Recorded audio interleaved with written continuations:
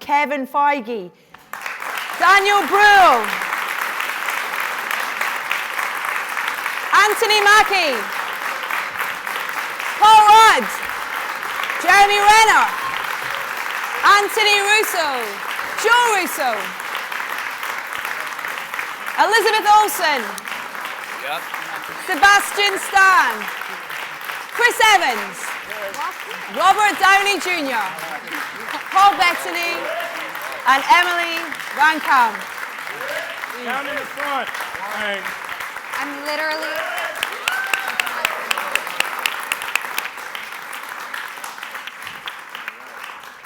Welcome, ladies and gents. This is terrifying. I'm going to start with our directors at the back here, if that's okay, Anthony and Joe. You guys seem like action geeks, action lovers. But what comes across is that your action has to have a story. There has to be a story even in set pieces. There's kind of so much going on kind of within things that you watch. Would you agree with that? And can you elaborate on with this particular We actually refer to ourselves as action fetishists. That's the term. Right? No, for us, action is like, it's of a piece with all the rest of the storytelling that we do. It has to be a strong expression of narrative and character at every moment, and that's how we find our way through action. And it's like this movie, we had such an amazing cast, so many great characters. All the action sequences are designed around how we're pushing those characters through the movie on a storytelling level. Do you want to add to that? Yeah, yes. It's like Ant said, every piece of action in the movie either has to define character or move story forward, or it's vacuous action, and I think an audience can only handle about 30 seconds of that before they start to get tired of it. So we've really put a lot of thought and effort into it. But it's also great making these films because action really is an integral component of it and really does help us define the characters in a very dynamic way. Before I throw out to our huge audience today, a quick question for our two gents in the middle, if that's okay. Mr. Downey Jr., I'll start with you, if that's okay. One word to describe Captain America, please. Just one word. That was a question. Vice versa, yeah. One word to describe Captain America? One word for you to describe Iron Man, and Iron Man to describe one word for Captain America. Charismatic. Come Robert? on, make it count. What do you got? Turn my mic up. Thank you. Rad ass. And on that note, let's open the questions up to our audience. And we're going to head to Joe in the front row, who is from a wonderful organisation called Into Film, who's going to have the first question. Joe. Hi, I'm 17 years old and I'm a big Marvel fan. And I'd just like to say I thought the film was brilliant and thank you for it. My question is for Robert Downey Jr. You spend a fair bit of time in the film out of costume or as a civilian. What difference does this make in maintaining your superhero persona? Well, I mean, I remember from the beginning trying to establish all the Marvel characters. I mean, for the most part, is how do you humanize them or make them relatable? You know what I mean? And I can only relate to someone so often when they're all gussied up. So I figure, but it was a great opportunity. I'm not really here yet, and there's a lot of people here. Can you just all turn around for about a half an hour until I'm back in my body? Excellent question, by the way. What was it? And just next to Joe. Joe, if you want to pass the mic there, that'd be great. Thank you. Hi there, my name's Chris. So Civil War is possibly one of the most political superhero movies that's kind of ever happened. And it focuses on quite a few real-world issues, as well as kind of just things within the world of the superhero world. But of course, we live in a pretty complicated world ourselves. I mean, the question's, I suppose, mainly for Kevin, but anyone else who has an opinion, feel free to chime in. I mean, if you could choose one superhero to be in our world to try and help our problems, what would it be? In real life? Yeah. What superhero? I got to tell you, that's a great question. Thank you. We usually get, what's your favorite superpower? What superpower do you want? And that's not a good question. Long That is a good question. Oh, it's coming. Gosh, which superhero in real life to help That's us? a tough one. That It is a really tough one. tough. It's a tough one. It's not that tough, I mean, Kevin.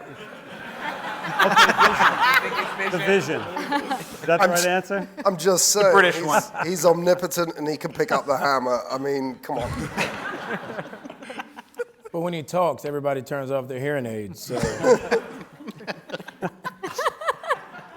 Everybody wants to. I think if there were leaders that had, such morals as both Tony and Cap, we'd be in a pretty good place. No, I don't like that answer. I want a real answer, Kevin. He said one.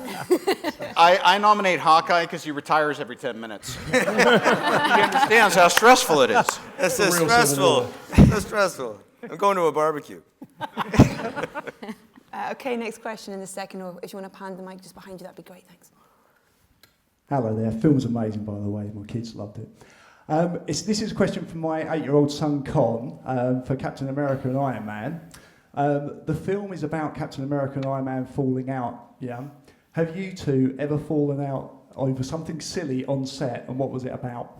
Oh, God, no. Not at all. That's one of the best things about these movies. They really somehow manufacture an environment that I can't imagine arguing with any person on this set. And, listen, sometimes that happens on film sets. And for some reason, when you step on a Marvel film set, it's like summer camp. It really is. Like, you can't even construct a world where there would be some sort of friction. And even as they grow the universe, every new person they add to the fray, no one ever is out of place. They always fit right in and feel like they've been there for years. Speak for yourself. Shut up. Here's all I want to say. When my son Exton started wearing entirely Captain America PJs and hats and everything, I felt a natural resentment building up. But being a consummate professional, I didn't bring it into the workplace. Gentleman in the front row here, please. We've got one microphone, really? Hello. Yep, it's on. This is for Emily. Emily, hello. My name's Mark. Do you think your character is looking forward to a further romance with Steve Rogers, or does your character think it's a little bit icky because he had the hots for your auntie? All right, that is the first British question we've gotten. Thank you.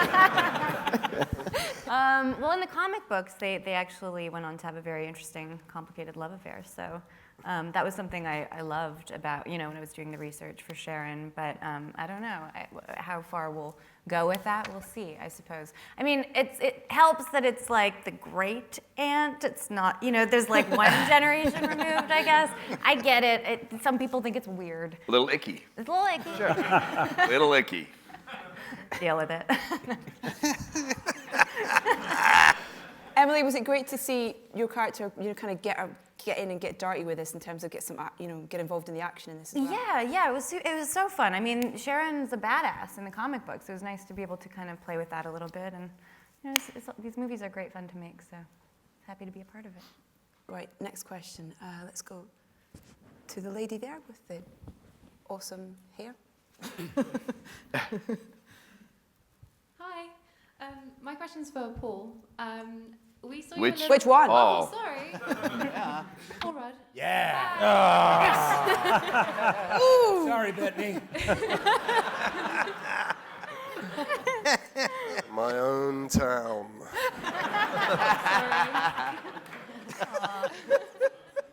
Awkward, Mr. Rudd.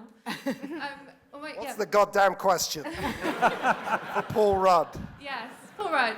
We saw you a little bit with Falcon in Ant-Man, and I was obviously wondering, this is your first time with everyone, and I wonder if there was a bit of a sort of initiation or anything like that to sort of get you sort of part of the group. Was there any sort of horrible challenges or anything? Yeah, no, everybody was very nice and very welcoming, and it was a bit surreal to see everybody in their suits, and no, it was a very welcoming feeling. This reference will just drop like a lead balloon, but I felt a little bit like Cousin Oliver coming along and joining the rest of the Brady Bunch. All right. Hey. Thank you very much. That's real good stuff. Bettany, would you like to comment on that comment? Yeah, why don't you two just get a room, Why don't you marry her, Paul? Jesus. Paul, there's a couple of scenes in particular that feel, I don't know if it's right or not, but it felt like it was, I don't know, it felt like a real injection of your humour in those scenes in terms of the script and stuff. Were you allowed much freedom with you know, ad-libbing and improvising and things like that, or was it very much stick to the script? Yeah, I think I was, although most of this stuff is written. But there's, you know, these guys were definitely saying, go ahead and play around with it a little bit. I mean, that's part of the fun of a character like Scott Lang. You know, even Robert was saying that you want these people to be relatable.